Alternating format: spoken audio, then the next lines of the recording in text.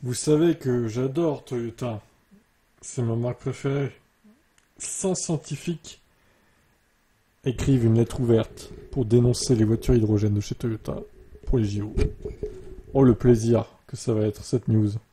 Oh le plaisir.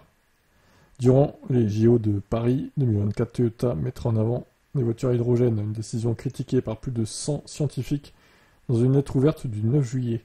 Les scientifiques affirment que la Toyota Mirai modèle hydrogène est en contradiction avec les objectifs de réduction des émissions de CO2 et pourrait nuire à l'image des jeux. La promotion de l'hydrogène par Toyota est vue comme un frein à la transition vers les VE, jugés plus efficaces pour décarboner l'industrie automobile. La promotion d'une voiture à hydrogène est scientifiquement en contradiction avec les objectifs d'émissions de CO2. Ça va endommager donc l'image des jeux. Donc ils évoquent la Toyota Mirai, 500 exemplaires doivent rejoindre la flotte officielle des JO de Paris 2024. Après les JO, ces voitures devraient être converties en taxi. En plus de ça, une dizaine de bus transportant les athlètes. Une stratégie contestée par David Sebon, professeur d'ingénierie mécanique à l'université de Cambridge. Toyota promet l'hydrogène depuis longtemps, mais ils cherchent seulement à retarder la transition vers les VE. Bah oui, parce qu'ils sont en retard sur les VE, donc ils essayent d'imposer leur hydrogène à la con, là. C'est tout, hein. Le constructeur nippon a privilégié le développement des véhicules hybrides au détriment des VE. En parallèle, Toyota développe des voitures hydrogène, une politique qui déplaît aux scientifiques. En effet, ces derniers affirment que la voiture électrique reste actuellement la solution la plus efficace pour décarboner l'industrie automobile.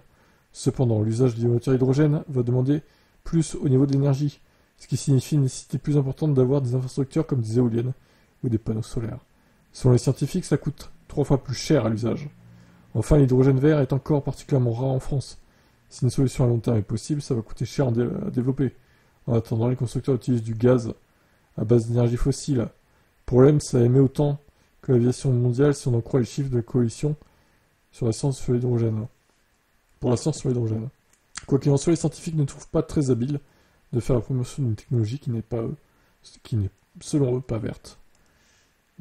Excellent, excellent. Voilà, tout est dit là. Hein. Arrêtez de nous bassiner avec vos voitures hydrogènes. Franchement, j'ai encore lu des commentaires sous cet article sur Facebook. C'est l'avenir, mais l'avenir de rien du tout en fait. Et c'est pas moi qui le dis, c'est 100 scientifiques. Donc au bout d'un moment, après vous pouvez toujours remettre en question l'avis de ces scientifiques, mais je pense qu'ils s'y connaissent plus que vous, hein, du coup. Hein. Que vous, les pro-hydrogènes, là. Il y en a qui traînent hein, sur cette chaîne aussi d'ailleurs. Hein. Je vous laisse me dire ce que vous en pensez.